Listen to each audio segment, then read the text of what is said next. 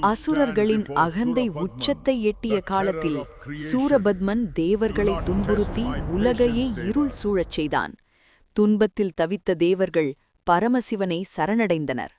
அவர்களின் வேதனையை உணர்ந்த சிவபெருமான் தன் நெற்றிக்கண்ணை திறந்து 6 தெய்வீக நெருப்புப் பொறிகளை வெளிப்படுத்தினார். அந்த அக்னி கதிர்களை வாயு பகவான் தாங்கிச் சென்று சரவண பொய்கையில் சேர்த்தபோது அவை 6 அழகிய தெய்வ குழந்தைகளாக தாமரைகளில் மலர்ந்தன. அவற்றை கார்த்திகை பெண்கள் அன்போடு வளர்த்தனர்.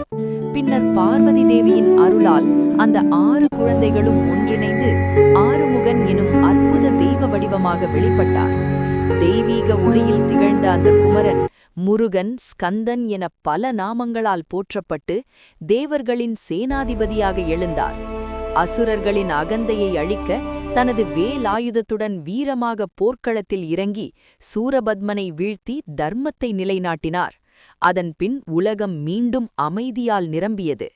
இந்த தெய்வீக அவதாரத்தின் மகிமையை நினைவு கூர்ந்து வைகாசி விசாகமன்று பக்தர்கள் ஆனந்தத்துடன் முருகப்பெருமானை வழிபடுகின்றனர். அருள், வீரம், ஞானம் அனைத்தையும் ஒரே வடிவில் தாங்கிய அந்த முருகன் எந்நாளும் பக்தர்களின் உள்ளத்தில் ஒளிர்ந்து கொண்டே இருக்கிறார்.